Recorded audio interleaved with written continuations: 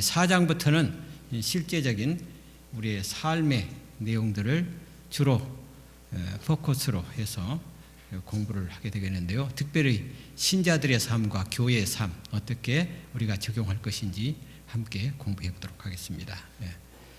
자, 우리 기억절이는 말씀 우리 다 같이 읽을까요? 시작. 그가 어떤 사람은 사도로, 어떤 사람은 선지자로, 어떤 사람은 복음 전하는 자로, 어떤 사람은 목사와 교사로 삼으셨으니 이는 성도를 온전하게 하여 봉사의 일을 하게 하며 그리스도의 몸을 세우려 하심이라. 에베소서 4장 11절 12절 말씀입니다. 자, 우리 항상 공부를 할 때 오늘 교과 공부가 어떤 내용을 다루어야 되는지를 우리 기억절이라는 말씀 속에서 좀 찾아보는 게 우리 공부하는 데 도움이 됩니다. 이 기억절의 중심에 자리 잡고 있는 그 포인트가 있어요. 한번 여러분들이 어떤 말씀일까 하고 한번 얘기를 해 보실 수 있나요? 자, 여기 키포인트는 뭔가 하면은 여러 많은 것들을 쭉 설명한 다음에 그리스도의 몸을 세우려 하심이라. 좀 이렇게 기억절이라는 말씀을 또 한 번 읽고 또 한 번 읽고 여기서 뭘 말하고자 하는가, 그 중심 사상의 내용의 한 단어가 무엇일까, 이걸 찾아보고 또 상당히 우리 공부하는 데 도움이 돼요. 자, 하나님께서 성령의 은사를 주셨어요. 뭐 사도, 뭐 예언, 그 다음에 전도자, 뭐 목사, 그 다음에 선생, 뭐 이런 여러 가지 방언의 은사, 그 다음에 치유의 은사, 뭐 이런 것들을 많이 하나님께서 주셨어요. 그래서 에베소서 4장 1절부터 6절까지는 이런 내용들을 우리에게 주어지면서 교회가 어떤 일들을 해야 될지에 대해서 아주 자세하게 그 목록들을 우리에게 제시해주고 있습니다. 그래서 이 성령의 은사, 하나님께 주신 이 선물이 우리가 무엇인지를 빨리 캐치하고 나에게는 어떤 선물이 주어졌는가, 이것을 우리가 빨리 파헤친 다음에 그걸 우리가 잘 활용해서 교회를 세우는데 우리가 한 몫들을 우리가 담당했으면 좋겠습니다. 자, 바울은 그의 편지에서 교리에 대한 이야기를 마치고 이제 1장부터 3장까지 교리에 대한 내용을 다 마쳤죠. 이제 실제적인 지침들이 나와 있습니다. 즉 믿는 사람들이 교회와 그들의 삶에서 배운 것들을 어떻게 적용할 수 있는지에 대해서 적었습니다. 사도 바울의 편지를 쭉 읽어보시면요, 그 구성을 이렇게 보면은 첫째는 이러한 권면들을 쭉 해요. 그리고 사도 바울이 쓰려고 하는 그 의도적인 내용들을 쭉 다룹니다. 그리고 마지막 부분은 주로 우리의 성도들의 삶을 어떻게 살아야 되는지를 적용하는 그런 내용들로 이렇게 말씀을 하고 있습니다. 마찬가지 에베소서도 그러합니다. 그래서 바울의 편지를 쭉 보시면은 1장에서 3장까지는 주로 이 교리적인, 원론적인, 성경의 원론적인 그런 지침들을 말씀을 하고, 그 다음에 4장부터 6장까지는 우리 신자들의 삶과 또 우리 교회 해야 될 여러 가지 일들에 대해서 설명을 하고 있습니다. 예수님께서 서로를 나누던 담을 무너뜨리시고 민족적, 문화적 차별 없이 우리 모두를 한 형제와 자매로 만드셨습니다. 지금 사도 바울은 지금 이방인의 사도로서 이런 모든 장벽들을 다 어떻게 한다는 거예요?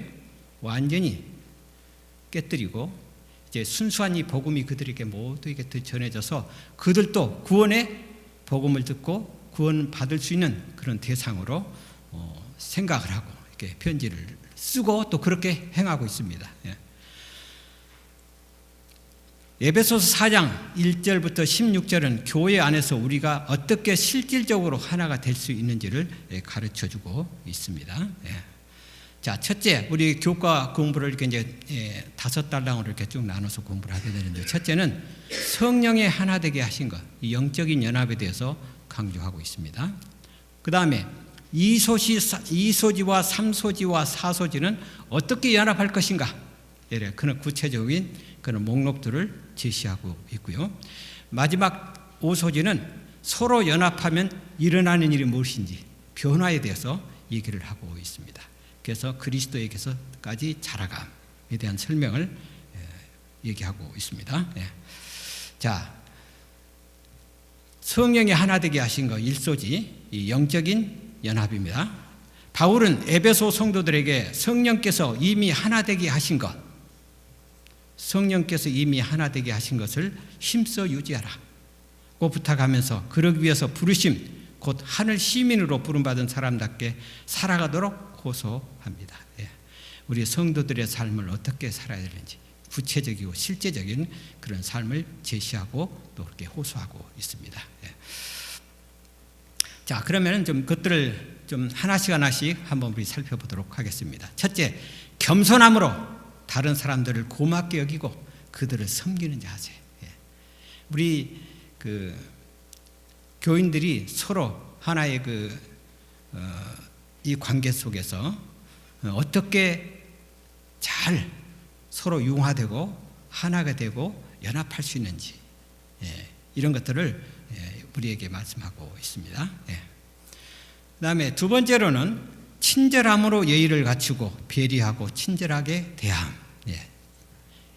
이 그리스도인들의 관계에 있어도 윤리라는 게 있어요. 그래서 그런 것들을 우리가 잘 배우고 습득해서 우리의 삶으로 그렇게 나누는 게 필요해요. 서로 배려하고 또 양보하고 친절한 모습으로 그들을 대할 때 이것이 그리스도의 삶이라는 거예요. 그 다음에 인내심을 가지고 화가 나고 어려움을 당할 때도 참고 견디라는 것입니다. 우리는 쉽게 반응하는 동물이에요. 그렇게 또 하나님께서 만들었어요. 그러나 우리가 때때로 어떤 환경이나 어떤 일에 있어서 어떻게 이런 것들을 우리의 모습을 잘 드러내야 되는지, 이런 것들을 우리가 잘 주지하셔서 참고 견디는 마음으로 우리가 살아야 된다. 즉 말해서 우리 관계도 그렇지만은 예수님의 오심에 대해서 우리가 항상 인내심을 가지고 끝까지 서로 격려하면서 협력하면서 기다리라는 말씀이 되겠습니다. 그 다음에 평화로 교회 신자들 각자가 서로 간에 장벽을 허물고 화해함. 이것도 상당히 중요합니다. 서로 간의 간격 이런 것들을 좁히고 어떻게 해야 되겠어요? 평화, 화평, 그런 관계로 나가야 된다는 것입니다. 사람마다 다 장벽이 있어요. 좀 관계하기가 싫은 것들이 있습니다. 그런 것들을 어떻게 해야 되겠어요? 그리스도 안에서 완전히 허물고 하나 되는 그런 연합함, 그걸 배워야 되겠습니다. 자, 그러면 이걸 정리하면 부르심에 합당하게 행하라, 겸손, 낮아짐, 자기보다 남을 낮게 여기는 것. 이건 예수님의 정신이죠. 예수님도 그렇게 하셨습니다. 바울이 말하는 겸손은 자신을 비하하는 부정적인 덕목이 아니라 나는 아무것도 할 수 없어요. 저 같은 사람이 그렇게 하지 말라는 거예요. 하나님께서 우리에게 자존감을 다 주셨어요. 또 필요하기 때문에 그를 창조하셨습니다. 가치 있는 존재입니다. 너무 자신을 너무 그렇게 비하하는 그런 부정적인 생각을 우리가 버리고 다른 사람을 어떻게 하라는 게요? 인정을 하고 섬기는 마음, 또 매사에 긍정적인 그런 태도와 그런 마음가짐으로 접근을 하라는 것입니다. 그 다음에 온유함이라고 하는 것, 자기 중요성에 지나치게 함몰되지 않은 품격, 그리고 설명, 예의, 배려, 유순함을 의미한다. 이 온유함이라고 하는 것은 온자라는 것이 따뜻한 온자에다 부드러움을 유지하지 않습니까? 어디를 가도 그 사람이 좋고 만나고 싶고 이야기하고 싶고 그런 따뜻함, 그런 사람으로 우리의 품격을 갖추라는 것입니다. 인내, 오래 참음과 비교했습니다. 도발이나 시련 속에서도 견딜 수 있는 것, 갑자기 닥치는 여러 가지 예기치 않은 도발들이 우리에게 다가오지 않습니까? 그런 것들을 어떻게 우리가 적응을 하고 대처해 나가는지. 우리는 쉽게 그런 일을 그런 걸 당하게 되면은 뒤로 물러서고 포기하는 경우가 비일비재합니다. 그러나 그런 일을 우리가 만날 때 어떻게 대처해야 되는지 그런 지혜들을 구하고 그것을 오래 참고 기도하는 마음으로 그것을 이길 수 있는 그런 마음을 우리가 가지라는 것입니다. 이러한 자질들은 모두 자기 중심적 사고방식에서 벗어나 다른 사람의 가치에 초점을 맞춘다는 주제로 수렴된다. 이것은 모두들 자기 중심적으로 해석하지 말고 그렇게 하지 말고 남도 배려하고 남을 항상 어떻게 하라는 거예요? 좀 그 사람의 가치와 그들을 존중하고 또 그런 마음으로 그렇게 하라는 것입니다. 자, 첫째 날 교훈. 바울은 겸손, 온유, 인내 즉 자신보다 다른 사람의 가치에 초점을 맞추는 덕목을 실천하여 하나 되게 하는 부르심에 합당하게 행하라고 권면하고 있습니다. 진리의 능력을 실천함으로 연합하라. 사도는 그의 형제들에게 그가 그들에게 제시한 진리의 능력을 그들의 생애에 나타내도록 권면한다. 겸손과 온유, 오래 참음과 사랑으로 그들은 그리스도의 품성과 그분의 구원의 축복을 수범해야 할 것이었다. 몸이 하나이요, 성령이 하나이요, 주도 하나이요, 믿음도 하나뿐이다. 모든 신자들은 그리스도의 몸과 지체로 동일한 정신과 동일한 소망으로 활기를 얻는다. 우리 교과 공부 1소지에 나와 있죠. 자, 그러면 우리 어떻게 연합할 것인가? 2소지, 3소지, 4소지로 우리가 좀 들어가겠습니다. 자, 예수 안에서 함께 하나로 7가지의 일을 여기서 사도 바울은 제시하고 있습니다. 자, 삼위일체신 하나님을 기반으로 연합을 하라고 이렇게 얘기하고 있습니다. 자, 첫째 보면 성령님입니다. 우리 에베소서 4장 4절에는 말씀이 거기 나와 있는데요. 한 몸을 이루라는 것입니다. 그 다음에 한 영, 그리스도의 영. 그 다음에 한 소망, 아들 하나님 예수님은 한 주님. 그 다음에 한 믿음, 그 다음에 한 침례. 그 다음에 아버지는 한 하나님. 이렇게 해서 7개의 우리가 해야 될 일들에 대해서 쭉 설명을 하고 있는데 성령님과 아들, 아버지 하나님을 이렇게 은유적인 말씀으로 묘사하고 있습니다.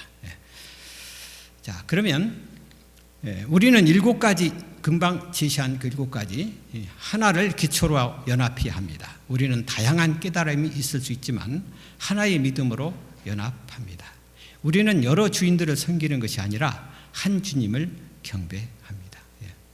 그러니까 우리 하나님께서 우리를 창조하실 때는 한 가족이고 한 식구고 한 민족, 한 혈통으로 이렇게 의도대로 창조를 하셨습니다. 그런데 죄가 어떻게 했어요? 분열시키고 갈라놓았습니다. 그래서 하나님께서는 다시 어떻게 해요? 십자가를 통해서 우리를 하나로 이렇게 묶기 위한 그런 희생을 우리에게 해 주셨죠. 그래서 예수께서는 십자가를 통해 막힌 담을 허시고 이방인과 유대인들이 하나 되게 하셨을 뿐만 아니라 우주를 통일되게 하셨습니다. 그래서 이제는 모든 장벽이 허물어지고 간격이 다 좁혀지고 이제 하나가 되는 연합된 그런 모습으로 십자가에서 그렇게 예수님께서 우리에게 보여주신 것입니다.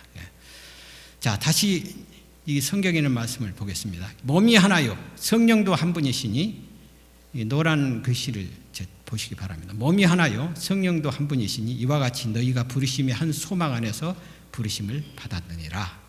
주도 한 분이시요, 믿음도 하나요, 침례도 하나요, 하나님도 한 분이시니 곧 만유의 아버지시라. 만유에 계시고 만유를 통일하시고 만유 가운데 계시도다. 사도 바울은 이렇게 우리에게 말씀해 주고 있습니다. 둘째 날 교훈.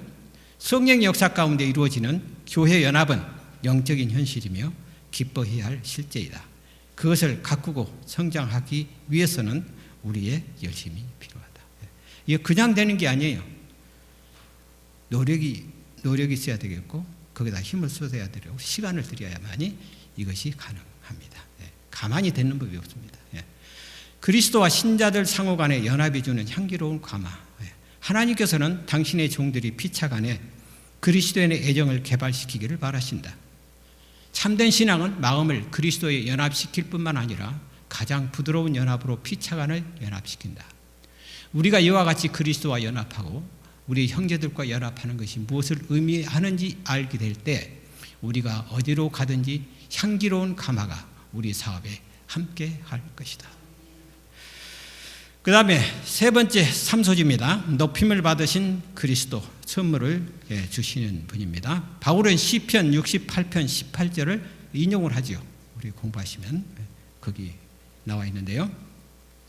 적절하게 해석하면서 예수님께서 죄와 싸우기 위해서 이 세상에 내려오셨다고 에베소서 4장 9절에 설명을 하고 있습니다. 사단과 싸워 이기신 예수님, 예수님께서 이 땅에 오셔서 어떻게 했어요? 십자가를 통해서 모든 걸 이루시고 사단과 싸워서 이기신 예수님은 전쟁에서 승리한 개선장군처럼 높임을 받기 위해 하늘로 승천하셨습니다. 그래서 승천하신 예수님께서는 어떻게 했어요? 높임을 받으신 후 예수님은 사람들에게 뭘? 선물을 주셨습니다. 그것이 바로 우리가 말하고 있는 은사, 선물, 성령의 은사죠. 그 은사를 주셨는데 그게 어느 때 아주 폭포수처럼 쏟아졌느냐? 오순절에 성령을 통해서 선물들이 쏟아져 내려왔습니다. 그래서 모든 초대교회 주의 종들이 그 성령을 받고 또 다락방에 모였던 그들이 기도하면서 받았던 그 성령의 선물을 받고 어떻게 했어요? 각 지역에 또 주변에 있는 예루살렘과 온 유대와 그런 나라에 가서 지역에 가서 복음을 증거했습니다. 자, 이 선물들은 그리스도의 선물의 분량대로 은혜로 우리에게 주십니다. 그리고 우리의 뜻이 아닌 성령님께서 그 뜻대로 선물을 주심으로 이 성령의 은사들을 통해 교회가 더욱 연합하게 하십니다. 예수님께서 요한복음 14장, 15장, 16장 쭉 보시면은 너희들에게 내가 가지만은 너에게 뭘 주겠다고요? 보혜사를 주겠다고 이렇게 말씀을 하시면서 예수님께서 약속하신 대로 우리에게 성령을 부어주셨는데 성령이 뭐예요? 우리에게 각각 필요에 따라서 은혜에 따라서 이 성령의 은사를 저희들에게 주셨습니다. 그것은 왜 주었느냐? 연합하기 위해서, 하나가 되기 위해서 그런 목적으로 주셨습니다. 다시 말씀 이제 좀 이렇게 정리하면 하나님의 지혜를 나타내는 교회, 시편 68편 18절의 순서에 따르면 그리스도의 승천 있고 먼저 일어나고 부활하시고 높임 받으신 예수께서 은사를 주시고 만물을 충만하게 하시는 부어주심이 그 뒤를 따른다. 우리에게 주시죠. 이것이 오순절 성령의 부으심을 묘사하는 바울의 방식이다.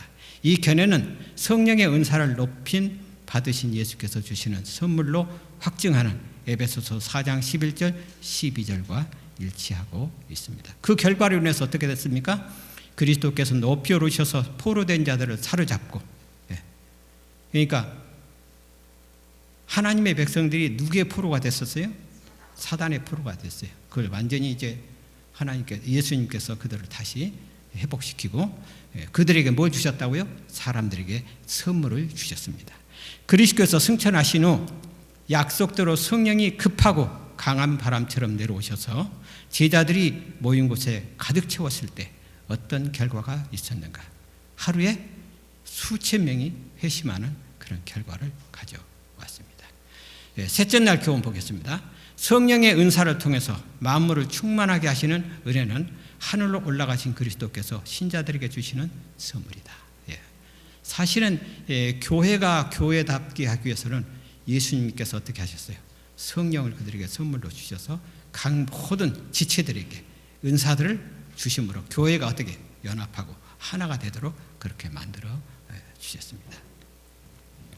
성령을 통해 주시는 은혜의 선물, 그때 특별한 의미에 있어서 하늘의 선물이 그리스도를 따르는 자들에게 위탁되었다. 그가 위로 올라가실 때에 사로잡힌 자를 사로잡고 사람들에게 선물을 주셨다. 우리 각 사람에게 그리스도의 선물의 분량대로 은혜를 주셨나니 성령이 행하사 그 뜻대로 각 사람에게 나누어 주시느니라. 이 모든 선물은 그리스도로 말미암아 이미 우리의 것이 되었지만 실제로 그것을 소유하는 것은 하나님의 성령을 받아들이는 데 달려있다. 그러니까 아무리 하나님께서 성령님께서 우리에게 좋은 것을 주시기를 원하시지만 그것을 우리가 받아들이지 않으면 아무 소용이 없다는 거예요. 그걸 받아들이고 내 것으로 삼을 때 그것이 진짜 선물이고 내가 가지고 있는 은사라는 것이죠. 자, 네 번째 소지 보겠습니다. 높임을 받으신 예수님이 주시는 선물인데 예수님께서 우리에게 주시는 그 선물의 목적이 무엇인지를 한번 또 살펴보도록 하겠습니다. 바울은 여기서 예수님이 주신 선물들을 말하지 않고 이 선물을 받는 네 가지 역할들을 말했습니다. 첫째는 사도들, 두 번째 예언자, 셋째 전도자, 넷째는 목사와 교소들. 그러니까 이들의 공통점이 무엇입니까? 보겠습니다. 사도들, 선지자들, 복음 전도자들, 목사와 교사들이 쭉 이렇게 우리에게 하나님께서 이렇게 다 이렇게 책임을 부여해 주셨는데, 맡겨 주셨는데 그 공통점이 무엇일까요? 보겠습니다. 그들은 교회 지도자들이라는 것입니다. 그렇죠? 선생이나 복음 전도자들이나 목사나 교사들은 다 교회 지도자들입니다. 예수님의 몸을 완성해야 할 사역자들입니다. 그들은 연합을 이루고 유지할 책임이 있다는 것입니다. 또 예수님의 몸을 이루는데 일할 수 있는 그런 사역자로 쓰셨다는 것입니다. 21세기 교회에서는 연합회, 합회, 지회 등 지역교회들을 행정적으로 돕는 목회자들이 사도의 역할을 합니다. 그래서 이 사도 바울이 가르쳐 주신 그 방법대로 저희 교회도 어떻게 해요?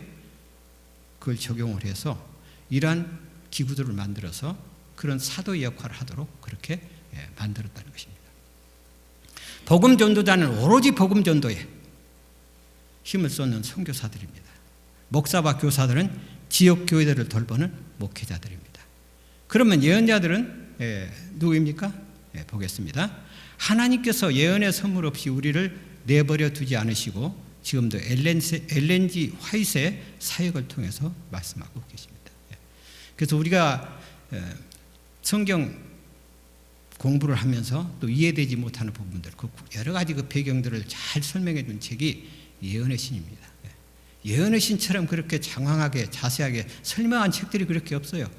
그리고 성경의 고리를 잘 연결해 주고 우리로 하여금 잘 이해할 수 있도록 아주 쉽게 그렇게 기록한 것이 엘렌지 화이트의 그 선물인 예언의 신입니다. 이걸 우리가 좀 꼭 성경뿐만이 아니라 이 책도 여러분들이 꼭 읽으셔서 영적으로 아주 좋은 그런 훌륭한 경험들을 했으면 좋겠습니다. 네 번째 교훈입니다. 예수님은 성도들을 온전하게 하기 위해 은사를 주신다. 재림교회는 마지막 때에도 영적 은사를 주심으로 성도들을 온전하게 하실 것을 믿고 신뢰했다. 성령의 은사와 선물이 주어지는 목적. 구주께서는 당신을 따르는 사람들에게 내가 세상 끝날까지 너희와 항상 함께 있으리라고 보증하신다.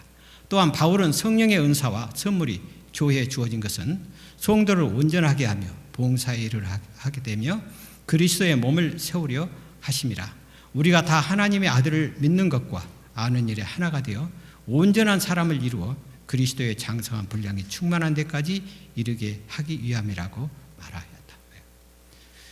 저는 그 엘렌지 화이트의 글을 이렇게 읽으면서 참 문득문득 나에게 좀 이렇게 충격적으로 다가오는 것들, 어디서 이런 말씀들을 인용해서 적용시켜서 우리에게 말씀해 주실까 깜짝깜짝 놀랄 때가 있어요. 아주 일목요연하게 잘 말씀을 하고 있고요.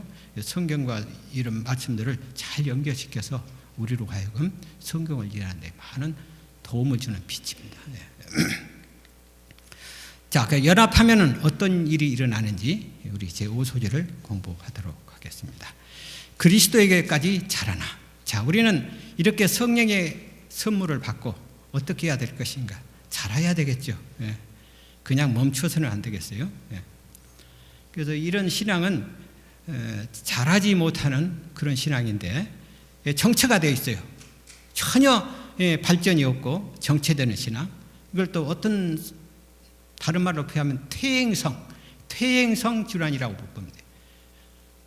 나이가 저도 이렇게 들면서 어떤 경험을 하는가 하면은 가끔 이렇게 잊어버리고 말을 하고 싶은데 말이 나오질 않아요. 이게 현저하게 느끼는데요. 그런데 이것이 점점 깊어지면은 말도 제대로 못할 뿐만이 아니라 남이 말하는 것을 잘 알아듣지를 못해요. 분명히 알아듣도록 얘기했는데도 불구하고 그것을 이해하지 못하고 결국 깨닫지 못하기 때문에 상당히 어려움을 당하는 경우가 많이 있습니다.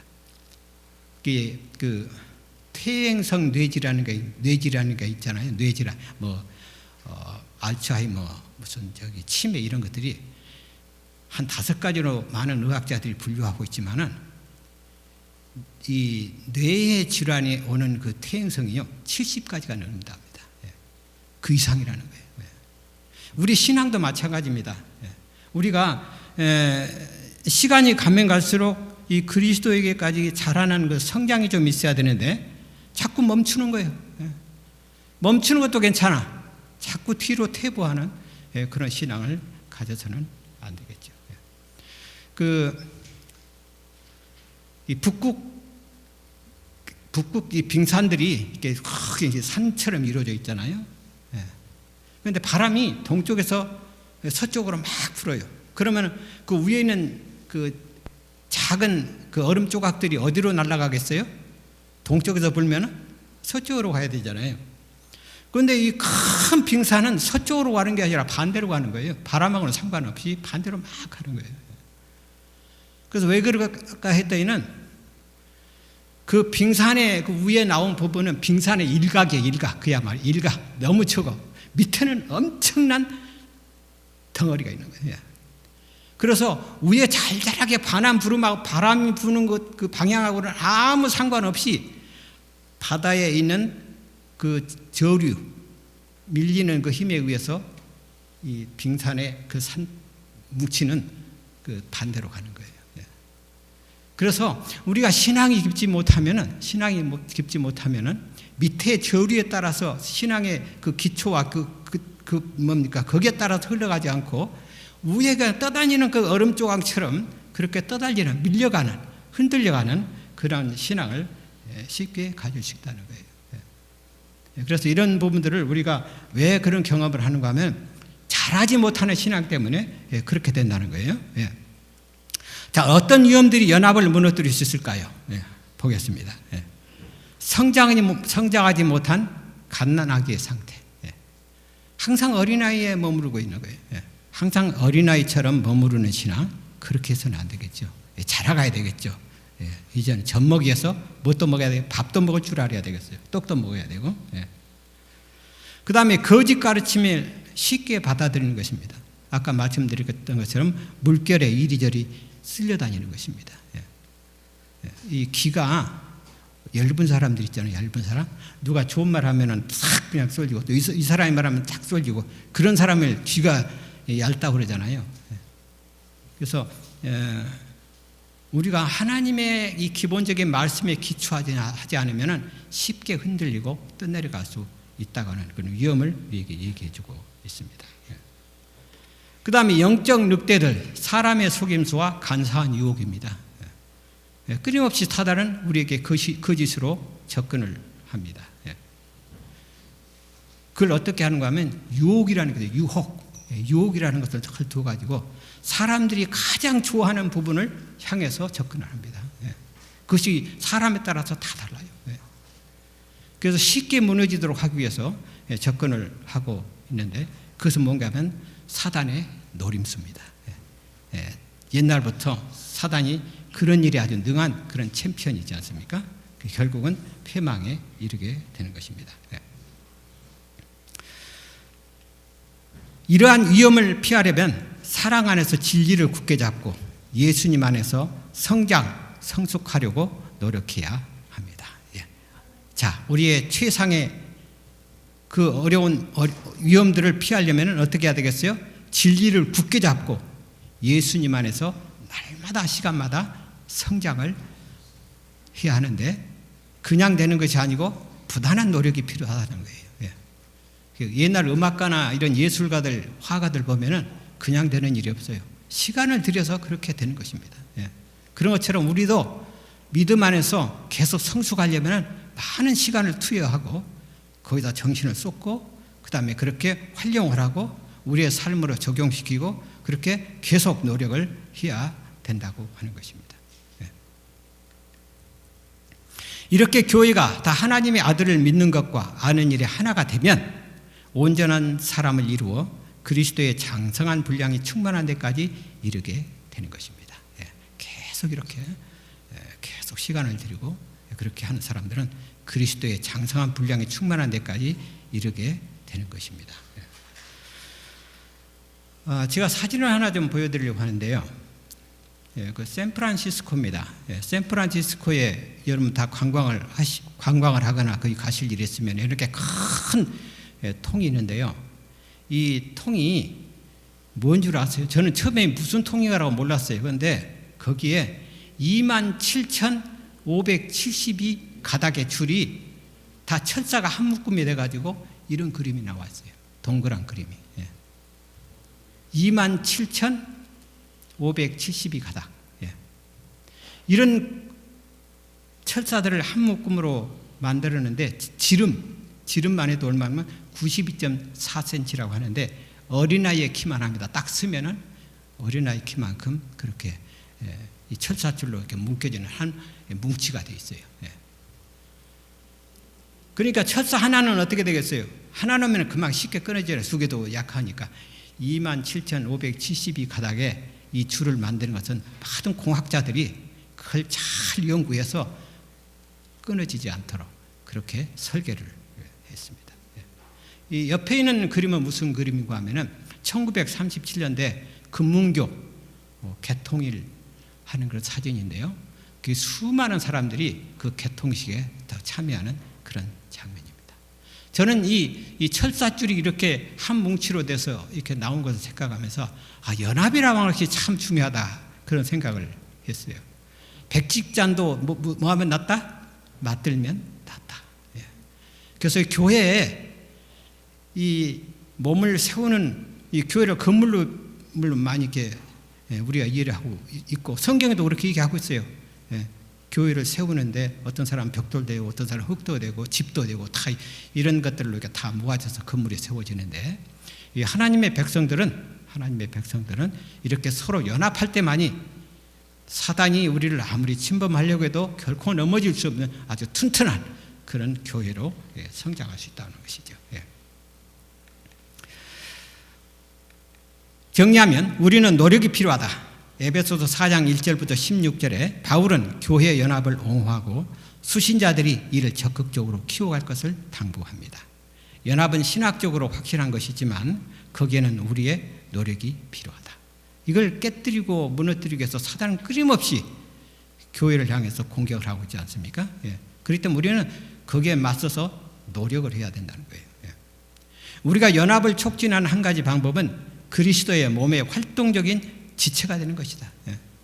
그러니까 우리의 부분 모든 사람들이 너무 정체되거나 멈추어진 그런 정지된 상태에 있으면 결코 성장할 수가 없어요. 뭐든지 멈추고 정체되어 있으면 썩기 마련이에요. 냄새가 나고 결국은 아무 쓸모가 없어요. 그래서 우리는 어떻게 해야 되겠어요? 그 가지고 있는 우리의 몸을 잘 활용하고 움직이고 지체가 튼튼하도록 그렇게 건강을 유지해야 된다는 것이죠. 그래서 우리 각자는 몸의 일부이며 몸의 건강과 성장에 기여해야 한다. 우리 모두는 사도, 선지자, 복음 전도자, 목사, 교사의 사역을 통해 유익을 얻어야 한다. 교훈, 분열은 오류의 중요한 징표이다.